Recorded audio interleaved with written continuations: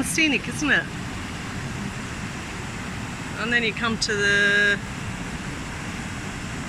beautiful, I feel like going for a swim now. I'm completely wet anyway. Yeah, same. Then you come to the roads, and you have to drive over this bridge, which I didn't see because of all the stones, so I came down here and ended up driving through the river, which was one of the most hairiest motorbike experiences I have had. Here comes a local now, handling like a boss.